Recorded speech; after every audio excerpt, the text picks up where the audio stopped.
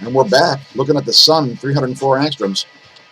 We see a region rising here with some activity, probably a sunspot, although no umbra were yet visible at the time of the making of this video. Due to its location at a very high latitude, about over 1/3 of the way from the equator to the South Pole, it's got to be a cycle 25 sunspot. You see some major filaments swinging around the northern portion of the sun there. This one here looking like it's collapsing back onto the chromosphere, and this one over here still dancing around over there. Let's look at another view. Here's 171 angstroms.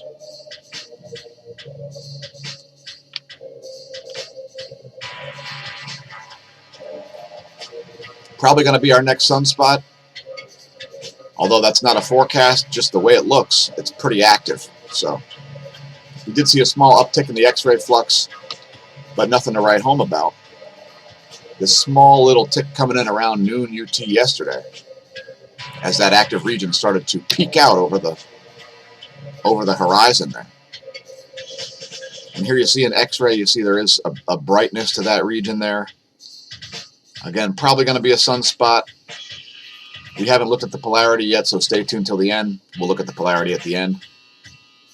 We do see a coronal hole system also, and so we would not be surprised to see a 180-degree phi angle.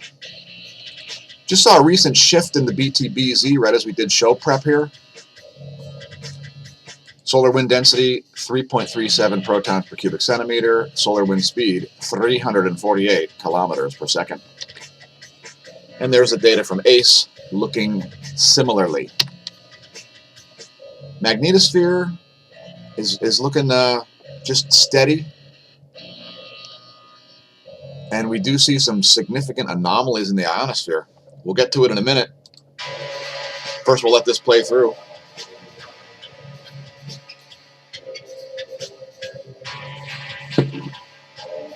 By the way, if you'd like the original music at full volume, links in the description below the video to that. You can stream it for free or download it to your MP3 collection for around $1. This one's called Figurine 2010.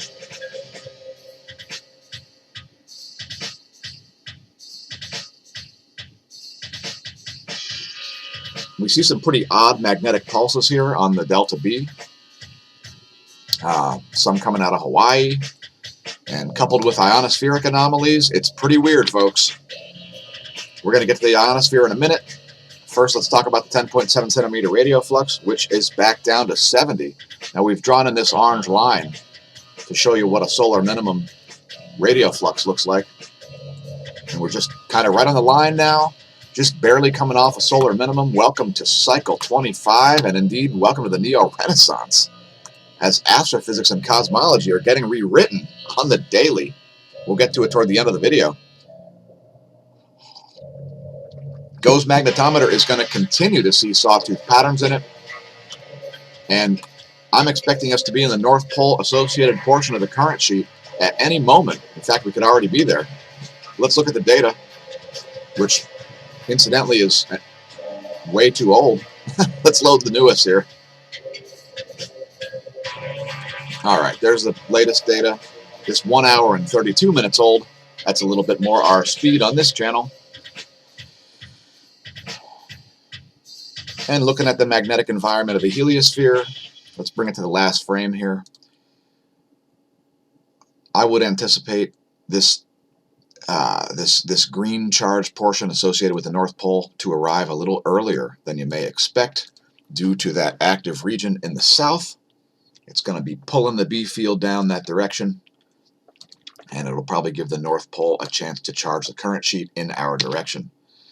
Here is the KP index, steady at 1 over the past 6 hours. Cosmic ray rundown. Here's the Apatity neutron monitor. And there's Barentsburg. Nothing too exciting going on there except a small downtick. Next, we'll look at the Athens neutron monitor. And there's the data from that. Looks like missing data there right around All Saints Day through November 5th. As cosmic rays don't do that. They don't send a flatlined reading ever. Next we'll look at Mexico City. By the way, this is one where you can access their data archive. And there's 30 days of the activity there. Actually had a significant spike on the 10th. And that was their largest cosmic ray spike in the last 30 days. Here's Moscow, which we've seen this occasionally last year. Actually, we saw some of this. Moscow not sending data for whatever reason. Perhaps they're on vacation. Please leave a comment if you're paying hush money to Vladimir Putin. Just kidding, Vladimir. Please don't send any polonium-210 my way. There's the Oulu neutron monitor, located in Oulu, Finland. And shout out to Ulla Odrup for sending emails. Cheers. And thanks for teaching me how to pronounce the word Oulu last year. Here's the... Whoa, what the heck? Here's the DOMC Antarctica. And look, we got a giant spike there in the Antarctican Cosmic Ray Monitor. Check it out. There's the hourly averages.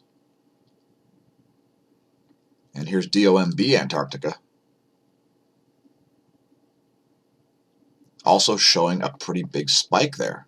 So that is interesting, especially that DOMC Antarctica reading. That looks like it could be a real reading, folks. If you want to monitor these yourself, we've left links to the Network of Cosmic Ray Stations site that we use on the daily. Goes electron flux cratered. As we forecasted, this is going to go back up again. Probably going to have some slightly higher, more nominal readings, as the solar wind that we saw yesterday is calming down. And there are the relativistic electrons pretty much back into a moderate to moderately high range. Here's the ionosphere movie we were talking about. And you're going to see some significant anomalies here. I'm going to let this play through. We see odd charge and discharge features on this ionosphere map. In fact, this is one of the weirder ones that we've ever seen. We see extreme discharge events on the equator in the south central Atlantic Ocean, as well as extreme nighttime charging events in the Pacific Ocean. So serious oddities there. Perhaps some sort of an earthquake risk factor.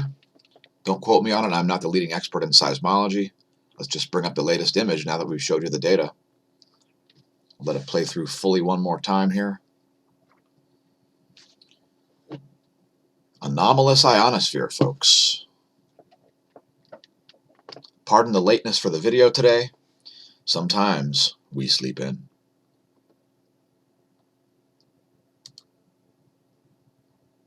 Anyway, there's the latest image, that one coming in at 10:45 UT. Earthquake rundown, it looks like some came in as we did show prep. And the largest quake in the past 24 occurred at Tonga. Check this one out. We see an earthquake in France. A rare place to have one. I don't think I've ever reported a French earthquake before. Oui, oui. It's in the Cevennes, north of Avignon, south of Valin. I can't speak French. Anyway, there's a location of that quake. Pretty odd. Please leave a comment, K Lista, if you were kicking people's butts in enemy territory when that quake rolled in. Let's go through the list of everything over a 4+ magnitude the past 24 hours. This one coming in at 11:15 yesterday, almost 24 hours ago from when we made the video, which, by the way, it's 5:52. Again, pardon the lateness. We see a 4.4 at Bolivia. That's a deep quake at 192 kilometers. Western South America is still the most likely place, in my opinion, for the ongoing 7-magnitude earthquake drought to end. Next on the list is a 4.6 at Vanuatu. That one also at depth, so heads up Oceania for a larger quake. Now we see another oddity here, and we do see magnetic pulses coming out of the Central Pacific Ocean right on Hawaii. Here's a quake at Hawaii. Let's check that location. And it's on the Big Island, but very far north, closer to Mauna Kea. So that one, that's, oh, geez. Could it be magmatic activity? I won't make a comment. other than the fact that the depth is 32.6 kilometers. Next, we see a 4.8 at the Philippines, that one at nearly 100 kilometers depth. We've seen a big uptick in Philippine earthquakes in the past week. 5.4 at Tonga is next, followed by that 6.1 at Tonga. Let's hope that did not cause a tsunami. Doesn't look like it probably did, as we see a green pager. Next, we see a 4.1 at Indonesia. Oh, by the way, that 6.1 came in at 23:03 UT, 57 minutes before midnight. Here we see a 4.1 at Indonesia. That's the next. Then we see a 5.3 at Indonesia. That one at depth. So earthquake risk there is not relaxed. 4.3 at India. That one on the, I guess that's the Himalayan plate boundary there, the Indo-Asian plate boundary. You see a 4.1 at California. It looks like an uptick in quakes there. Check it out. A bunch of quakes there coming in all around the same time, starting at 2:13 UT and then stopping at 2:40. So about a half an hour of quakes kicking off in California. Next, we see a 4.6 in Indonesia. Indonesia. Doesn't seem like a great vacation spot from my perspective. Next, we see a 4.8 at the Carlsberg Ridge. That one in the western Indian Ocean. 4.7 in Iran. Capable of causing some damage, I'd imagine, at that magnitude and that location. And this one, right as we did show prep, a 5.0 at Indonesia. Looks like some new Madrid quakes kicking off too. We're not going to cover it because they were not over a 2. I mean, they were not over a 4 magnitude. Let's talk Shivaluch and let's talk about windy.com tutorials now. We've zoomed in on Shivaluch here. And there's a volcano. Now, if you want to monitor this kind of stuff, just head to Windy, type in Shivaluch, just like that, and it will show you where it is. Now, we are looking at sulfur dioxide here, as that's a known volcanic gas. This plume up here perhaps is Shivaluch's gas plume, as that is the way the wind is blowing. So if you want to look for this kind of stuff, just check out windy.com and let me migrate for a moment. You just click on this little thing here, and then you got all your different choices. And we normally only look at pressure. Let's go back to that. And we'll let the pressure maps play as we usually do. Windy.com also has a great mobile app, so perhaps check that out. It could save your bacon. And let's just show the pressure maps. And there you have the pressure maps. And we'll just let that animate real quick, have a sip of coffee, and then move on, as there's plenty of stuff to cover yet. We're going to revisit the Mercury transit. We're going to talk about computing and other bonus stories, so don't go anywhere, folks. There's where things will be in about 24 hours. Major cold jet stream infused air. Gonna freeze the eastern half of the U.S. big time. Volcano rundown. Shivaluch has had a major uptick, producing a 33,000-foot ash plume as it explodes. Very close to stratospheric level gas and ash injection, folks. Keep in mind, when volcanic ash and gas gets into the stratosphere, it can stay up there for several years. And it is a global cooling pulse effect. Mount Abico also producing a 10,000-foot ash plume there. And Mount Aso, 7,000-foot ash plume there. Sakurajima, 8,000-foot plume. Tokono exploding, producing a 7,000-foot plume. Shishildin, now back to exploding out in the Aleutian Islands, producing a 12,000-foot ash plume during an ongoing eruption. Popocatépetl, new emissions seen there on satellite, on webcam. Sabancaya, not sure about that one. Novatos de Chilean, sporadic puff emissions. And Naya Muragira, never heard of it, but apparently there is some activity which has filled the pit crater Although lava does not seem to have overflowed the caldera yet, a lava lake has filled up at Ionosphere. Ionosphere. It's actually pronounceable. Now, yesterday the Mercury transit was all over the news. Here's where stuff is today, as Mercury has blown past us. Milky Way Galaxy team for the win. Now, I like fast things like Peregrine Falcons and so on. There's where stuff will be in the solar system in 7 days on the 19th. Let's talk space.com, as they've got a little slideshow here. We'll just show you the slideshow. There's images of the Mercury transit right as it enters the solar disk area, the intensity gram. Here's the, I believe that's a 1600 angstroms view. Here's a 335 angstroms view. Here's the path that the transit took, bisecting the solar equator. Here's an image from behind the Washington Monument for some reason. Looks like Pac-Man grew a mole. Here's a ground-based image. You can barely see it through the clouds there. There's another one.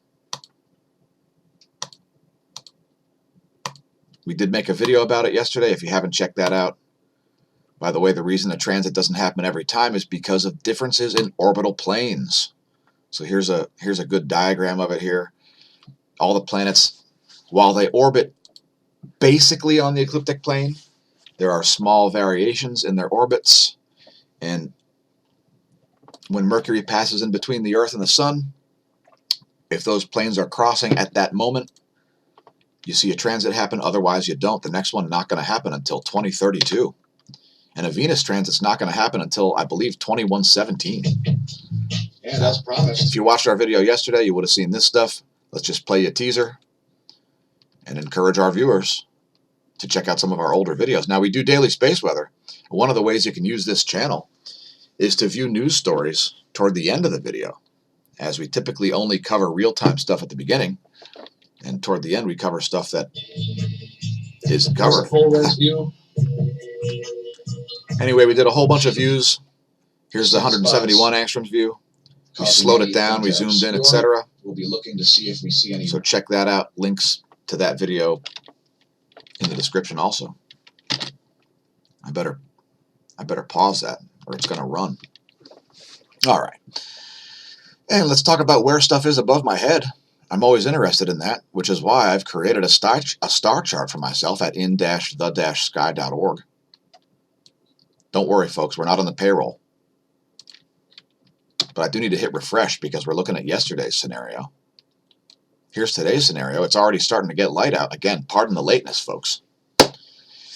Anyway, the moon's setting. Mars just rose. Check out in-the-sky.org. Put in your information, your zip code or whatever, your town, to find out what's going on above your head. You can even animate it. When will Cygnus rise? Well, it looks like Deneb will be back in the sky around 7:30, giving us a short little brief break from cosmic rays. As it peeks back over the horizon, it begins to create ionization pathways, and people are in disbelief about it. Anyway, here's lightningmaps.org, and there's where the lightning's currently striking. Here's a U.S. Doppler radar image, I think. There we go. And that freezing air is pushing its way into the east. It's going to make for a cold, cold day, especially a cold morning tomorrow in the entire half of the country. In fact, let's look at the weather warnings. Actually, let's animate the map first. Getting a little ahead of ourselves here. Anyway, there's the animation. We've already got some wintry mix happening around Scranton, Pennsylvania there, as well as, check it out, snow and wintry mix in south central Texas. And it's only November 12th, folks. Apparently the planet is so hot that it's cold. Anyway, here's the weather.gov map, and talk about freeze and frost warnings. We've got gale warnings because there's going to be very high winds moving across as the jet stream pushes things to the east. You're going to see freeze warnings, winter weather advisories, and everything in between. All this purple is all hard freeze. I'm quite surprised that I'm not currently under a hard freeze warning. I'm not sure what's going on with that. And I'm not going to dwell on it. I'm just going to move on to more information, as there's plenty more stuff to cover yet. Anyway, there's the expected temperature anomaly. And we're looking at nearly 20 degrees Celsius below normal over a giant swath of the country, about half of the country, well over 12 degrees below normal there. And here's a U.S. water vapor map. And you can see this jet stream air being infused all the way down into Texas. A little bit of moisture coming up from Mexico, causing this convergence zone to happen. And we'll zoom in on it. As they say in Germany, everything is bigger in Texas, yeah? Check out the convergence zone there. A bunch of moisture smashing into frigidly cold air. Giant convergence lines going across here. That's a bunch of protons strung together, folks. Check out these lines, perpendicular to the mode of travel of the water. Everything is bigger in Texas, yeah? Shout out to Texans. Man, oh man.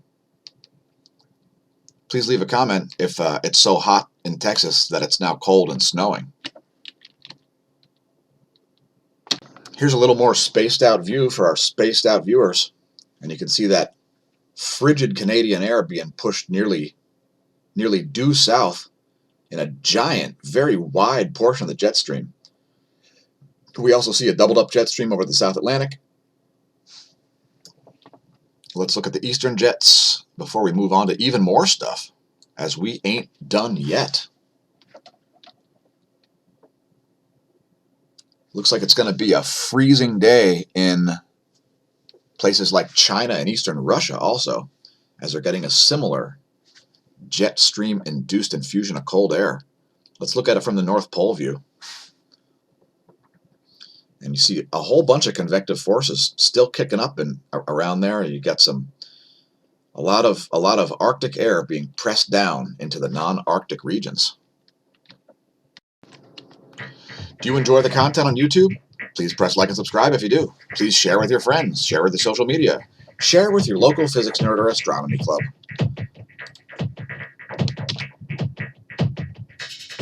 We're going to talk about the cosmic web. Are you aware that the structure of the universe looks like this, as opposed to looking like empty space? Well, it's true, folks. It's true. Galaxies all seem to be connected by normal matter, and there's no need for dark matter or dark energy. It's all made-up nonsense math in search of observations, which are not being found, and millions and indeed billions of dollars are spent every year to find something not there, known as dark matter. Now, let's talk about an article on Vice, surprisingly. You don't often see cosmology articles on Vice, but here's one. And I love this model here. It looks like some kind of physical model. And that's kind of what magnetic field force lines look like at the galactic scale, folks. There's growing evidence that the universe is connected by giant structures. Now, who didn't know that watches this channel? Shout out to Electric View, folks, and Gareth. We need to get a phone call going. Gareth, give me a ring on Skype. Anyway, growing evidence is kicking in that galaxies are turning at the same rotational characteristics. So this study, for instance, studied 445 galaxies, all within 400 million light years, and they discovered that all the ones that are moving in one direction are also rotating similarly. Now, don't you find that odd? Here's another scenario where 100 quasars were found to be almost entirely all rotating at the same sort of periodicity. So it's pretty serious. Let me read a quote. One of the great things about science is that you can have a model built with thousands of pieces of data, but if one thing doesn't stick, it starts to crack. And that's what's happening with dark matter, folks. The standard cosmological explanation, whether it's the Big Bang, or the way galactic motions occur, or the way galaxies are held together and are able to rotate, that crack has to either be sealed or it's going to bring the whole house down. And that's why we say regularly that astrophysics and cosmology are indeed being rewritten. So read the article on Vice. Again, surprisingly, finding an article about cosmology on Vice. Let's talk about funding. This channel is funded by our patrons, and thanks patrons for being associate producers of the content. If you would like to help us on our cause, which primarily is to assist, report, and study the ongoing formation of a unified theory of physics, please become a patron. Check us out at patreon.com/smAsho. You will receive added benefits if you join at the gold level. Joining at the intro level won't get you much, but you will get some updates before anybody else in the world. Now, why did we make this channel? It's largely because the data that I look at every day isn't represented on other channels. And I'm looking for correlations, patterns, and mainly predictability, which is why I study the stuff I study. I look at it every day regardless, and I figured there was a market for it since nobody else is doing what this channel does. So, voila, here I am. And welcome to the That Is Censored and That Is a Sinkhole section, the vulgarity-free section, where we attempt to help our viewers differentiate the distinction between their and a hole in the ground. Do you follow me on Instagram? Well, there's some content on there that you're not going to see otherwise.